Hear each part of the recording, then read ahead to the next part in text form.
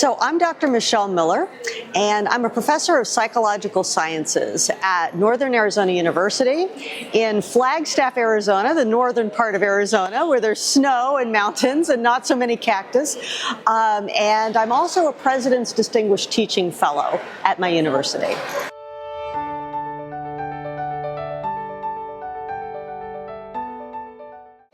Right. So this perception, I think, it's come from a very well-meaning place. It's come from this realization, which did take quite a long time to develop, that what we really need students to get to is this point of critical reflection and application of what they know. And also a wish to diversify the kind of approaches that we have to accommodate more diverse learners, and to have a more varied repertoire of instructional strategies. So I think that that's probably some of it. Again, very well-meaning, but I think that it set us up for what I think is a false choice, right? An either-or choice that I don't think has to be there between, do you want higher thought and application, or do you want the solid base of knowledge? And right now, with everything we know and from cognitive science and educational psychology, we absolutely know that we can and should do both.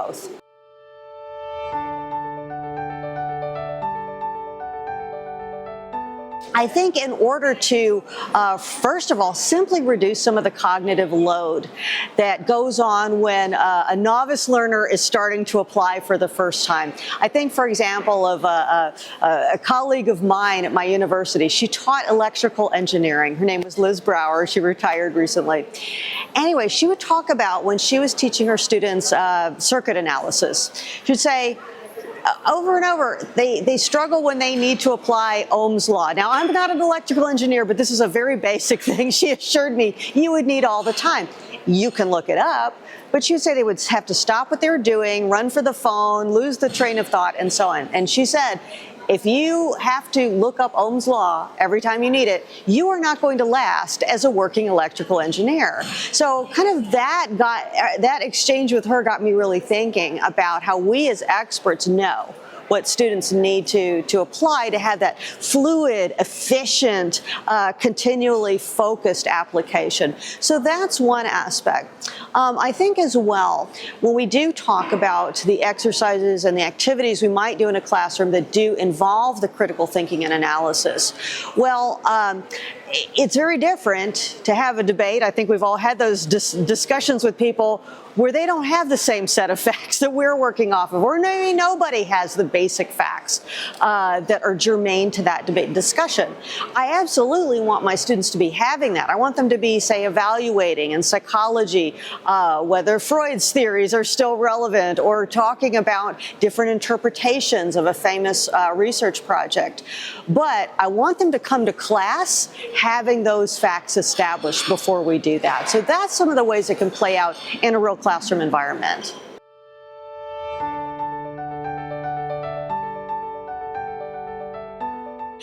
The biggest discovery of the last 40 years in applied memory research, no question, has been retrieval practice. And that is the act of actively pulling something out of memory without, say, pulling out a reference card or looking back in the book. And it's very easy to fool ourselves and think, oh yes, I'm reviewing, I'm getting this, but until you actually close that book and ask yourself the question, you can't be sure. So for many reasons that are now pretty well understood, retrieval practice, just a little bit of time on that pays off far more than more time spent in passive review or other kind of inefficient strategies. So that's a very big one. There's also a bit of a rich get richer effect. So as we do start to learn more, like now as a psychologist, I know lots about the classic studies and the classic theories, right?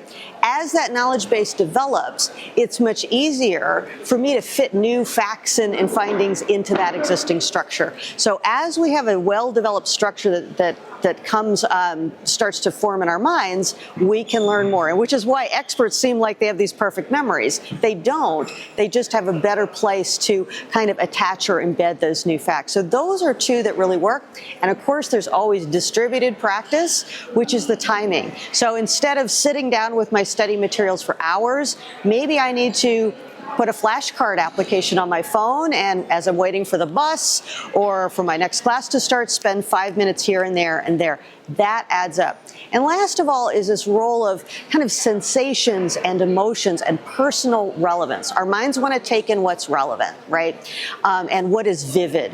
So one memory trick that a lot of people use has to do with visualization. A third of the brain is just devoted to vision. So when we visualize, it makes things memorable. When we think about how does this make me feel or how does it relate to my own life, similarly, that can make information memorable where otherwise it would have been forgotten.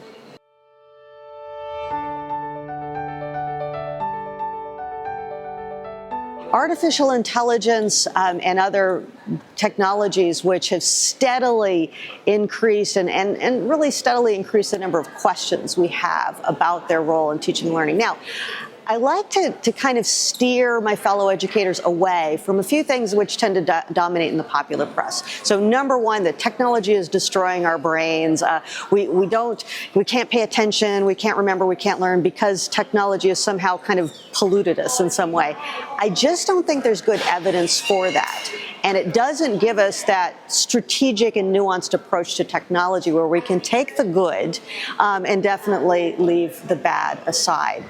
But I think, too, by starting with these cognitive principles of learning, especially around memory, we can select the technologies that really allow us to leverage them in a new way. So, for example, we did discover retrieval practice and its power in learning decades ago.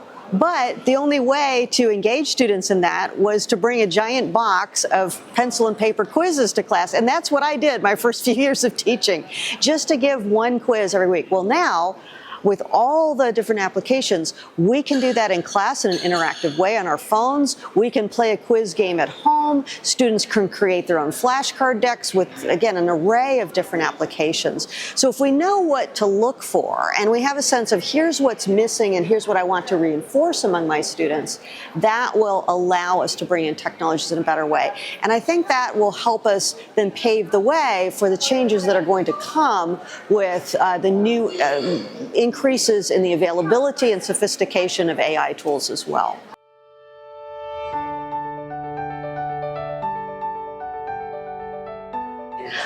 So the skills that we need to share with our students, and this is a very common concern among faculty, and some of the things I've written about recently, I worry when, for example, a very well-meaning administrator or leader at a college says, let's prepare students for an AI future in a workplace somewhere. And it's very vague. I don't know what that is. And naturally, faculty will say, well, I don't want any part of that. I have no idea what I'm being asked to do or how I would go about it. So I think the really key thing is to bring it back to our own discipline and field. I can't envision some workplace of the future, but I know what a future research psychologist is going to be doing on a day-to-day basis. And so I need to go first. I need to go through the tools and say, all right, this one actually worked for me. I can see how this one will play out and how I could use it. It also helps me sort out the hype. The tools which I were told would say, oh, this will cut out all your whole workday or do all the work for you. I can try it for 5 minutes as an expert. I know that's not going to be true.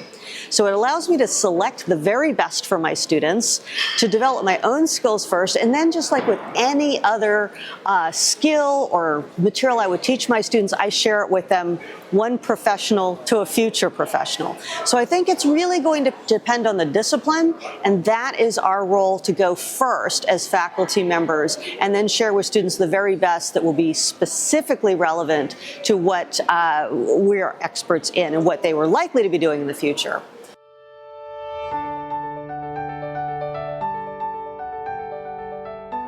I had a very alternative education early on. And for the most part, this was amazing. My mother was Dr. Darla Miller is a pioneering Montessori educator, and I was a part of some of the schools she established and the Montessori philosophy of being a little bit more child-directed and so on. But one of the things that didn't happen as a part of going to a number of alternative schools is I had never had that experience of memorizing the multiplication tables. right? And it was also not because of Montessori, it was also because we were changing schools, and it just sort of fell between the cracks. And I remember looking around at yet another new school and saying, everybody else knows what they're doing with this. And it was about, I think I was in 6th grade when I finally said, I think they're working off of this information that I don't have, and I'm just going to sit down, and I don't really know how to do it, and I'm doing it all by myself, but I'm going to try to memorize as much of the multiplication tables as I can. Now, I will tell you that never having that experience of sitting down and getting those tables down before I attempted more sophisticated math did not do me any favors. And I formed a self-concept early on, and some of my teachers unfortunately reinforced this. You're not good at math. You're not a math person. And that is a very, very negative thing for a child to take on early on. In high school, I had some better teachers who said, you know what, here's some new forms of math that you can do pretty well. I discovered statistics, which, again, I could see the application, and that was a very positive thing for me. But that early experience, in a way, cut off some options that I might have had later on if I had just had the opportunity to, in a spirit of fun and healthy self-accomplishment, to memorize something that I would use for many years to come.